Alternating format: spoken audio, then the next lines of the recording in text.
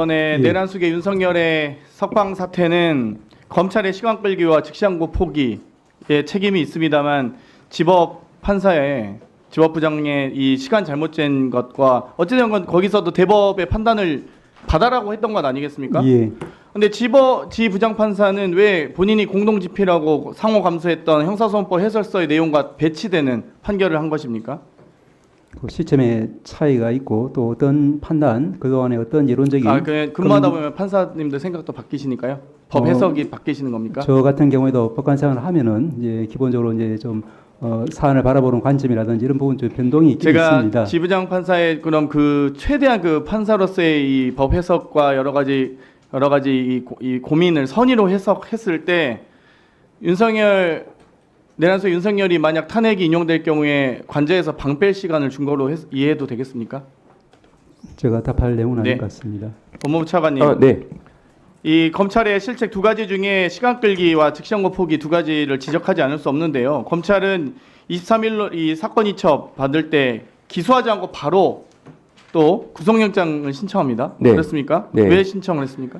추가 수사가 필요하다고 판단해서 두 번에 걸쳐서 그러니까 이것 자체가 시간 끌기라고 계속 이해가 되는 거고, 그러면 두 번에 걸쳐서 법원이 불허했으면 왜 또 갑자기 검사정회를 또 개최합니까? 그 부분은 워낙 사안이 아니 중요하기 검사가 때문에. 이 기소할지 안 할지 판단하면 되는 거 아니에요? 근데 그걸 검찰총장이 검사장 회의까지 지휘하면서 기소 여부를 판단할 거면 그럴 거면 애초 이 구속영장을 연장 신청하기 전에 검사장 회의를 주최하셨어야죠. 네, 그 결정은 왜 그걸 전혀 예상할 수 앞뒤를 없었던 다 결정입니다. 시간을 최대한 길게 해가지고 이렇게 시간을 끄는지 모르겠고요. 그 즉시항고 포기에 대해서 심 총장이 석방지휘할 수 있는 권한이 있습니까? 네, 검찰총장으로서 할 수 있다고 생각합니다. 그러면 이 법무부 장관 대행으로서 수사지휘할 수 있습니까?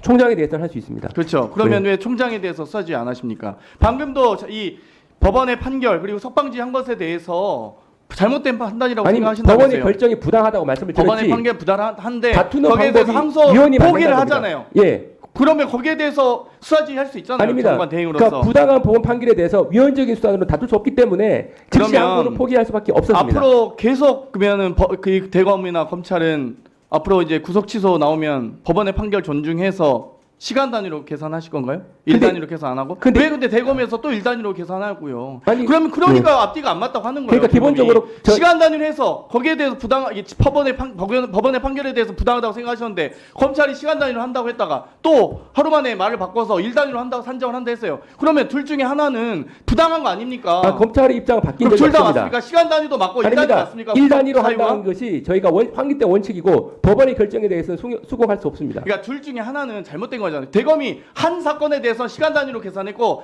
다 프로는 또 다시 일 단위로 계산하던 관례를 무시하고 시간 단위로 했다가 다시 일로 계산한다고 했잖아요. 그러면 아니, 둘 중에 시간 하나는 단위로- 잘못된 거 아니에요? 시간 단위로 왜 한 적 유독 없습니다. 윤석열에 대해서 시간으로 계산하냐고요? 아닙니다. 지법 판단에 대해서 인정하지 아닙니다. 못하시겠다면서요? 시간 단위로 한 적이 없습니다. 아니, 그러니까 지법 판단에 대해서 인정하기 수긍할 수 어렵다, 없습니다. 수긍할 수 없다고 하셨는데 네네. 대검이 한 사건에 대해서 시간으로 판단했고 이 다음부터는 또 다시 일로 계산 산정하겠다고 지침 내린 거 아닙니까? 그거는 법원 결정을 받을 수 없기 그러면 때문입니다. 법무부 장관으로서 이 시간 갔다가 일로 갔다 이렇게 왔다 갔다 기준이 바뀌는 것에 대해서 장관 대행으로서 수사지휘 하시라고요. 즉시 항고를 하라는 수사 지휘를 왜 안 했냐 말씀하시는 것 같은데 그렇습니다. 즉시 항고하는 순간 위헌입니다. 그것은.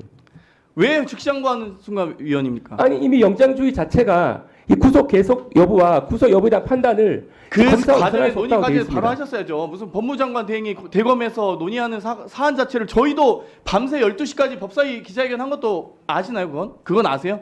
제가 즉시항고를 촉구하는 11시 50분에 자정이 다 돼서 네, 밤늦게까지 하신 거 했습니다. 알고 있습니다. 저희도 기다리고 있는데 그럼 법무부 장관은 편히 집에 돌아가셔서 아니, 쉬셨나요? 그리고 안 그러잖아요. 아니 근데 제가 이 사건의 특성을 한번 간단히 말씀드리면 그리고 예. 지금 아까 이 법사위원장께서 지적하셨는데 자꾸 위헌 판결에 대해서 구속 집행 정지와 구속 취소와 다른 위헌 판결 난 거 아닙니까? 왜 자꾸 국민을 호도합니까? 취지가 같다는 국민이 말씀을 드리고 아무리 법정을 몰라도 구속 집행 정지와 구속 취소가 다른 것은 구분합니다. 그리고 구속 집행 정지와 보석 같은 경우는 법원이 그냥 구속 집행 정지합니까? 보석을 그냥 합니까? 조건을 부과하지 않습니까? 근데 구속 취소는 조건을 부과합니까? 조건 부과 안 하죠. 네 그렇습니다. 다르잖아요. 그러니까 네네. 두 개가 다른데 왜 위헌 결정에 대해서 이 법원이 조건을 부과하는 구속집행 정지에 대해서 위헌 판결이 났는데 그걸 가지고 조건도 부과하지 않는 구속 취소에 대해서 똑같은 위헌이라고 얘기하시면 안 된다는 거예요. 안 그렇습니다. 법조인이 아니어도 이 정도 아닙니다. 하잖아요. 그건 아니고 헌재 결정문을 보면 명백합니다. 헌재에서 그래 알겠습니다. 일단 넘어가고요. 그리고 구속 취소 항고 사유가 되는지 안 되는지에 대해서 지법도 지부장판사도 대법까지 상고 법원에서 판단해야 될 사항이나 했습니다. 그러면 검찰이 사법부입니까? 아니잖아요. 그러면 항고를 해서 법원의 판단을 받아야죠.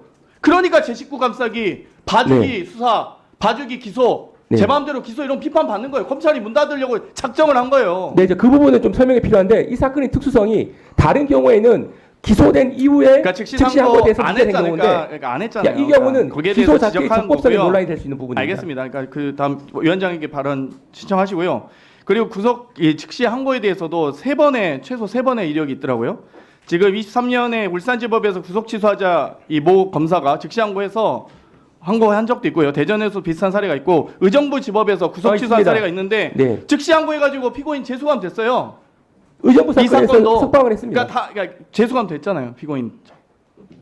그러니까 의정부 기본적으로 지법에서. 지금 여기서 문제되는 것은 왜 석방을 그러니까 하냐는 부분인데 다 석방을 그러니까 했습니다 당시에. 석방 여부는 항고법원에서 판단하겠죠. 근데 여러 이 사건에 대해서 구속 취소 판단이 나오고 나서 대거 검찰이 다 즉시 항고했잖아요. 즉시 항고 했는데 왜 이게 이번 석방을 한 윤석열에 상태였습니다. 대해서만 안 하냐고 지금 질문 드리고 있는 거예요. 아니 지금 즉시 항고를 하는 그러니까 순간에 그동안 위헌 판결, 헌재 판결을 그렇게 존중하셨으면 왜 3번을 했냐는 말이잖아요. 제가 어렵게 질문했으니까. 이 부분은 이미 신병 문제가 더 이상 없는 상태에서 즉시 항고를 한 신병 사안이 문제 있잖아요. 지금 윤석열이 석방되면서 온 국민이 피곤하고 지금 국정 안정도 안 되고 있고 경제도 불안한 거 그러니까 아닙니까? 기존 사례는 신병 문제가 없다는 걸 말씀드렸던 그래서 거고 지금 일선 검사들도 즉시항고 포기한 것에 대해서 법원의 결정도 이해가지 않고 즉시항고 포기한 것도 이해가지 않는다는 의견들이 올라오고 있습니다. 알고 계십니까? 일선 네, 검사들이 알겠습니다. 거기에 대해서 입장 정리해서 공개하실 생각 있습니까? 근데 그 부분은 충분히 우리 일선 검사들한테 설명할 수 있다고 생각합니다. 아니 그러니까 공개하실 거냐고요? 공개 여부는 또 별개 문제인데 제가 충분히 아니 예. 일선 검사들한테 개별적으로 내통하지 마시고 네. 공개적으로 하시라고요. 법사위 자료 요구도 응하시고 좀 제발 좀. 네, 충분히 설명할 여유가 있습니다. 법입니까 도대체? 아니 이 부분은 제가 토론을 하라고 해도 할 수 있습니다. 공개하시죠.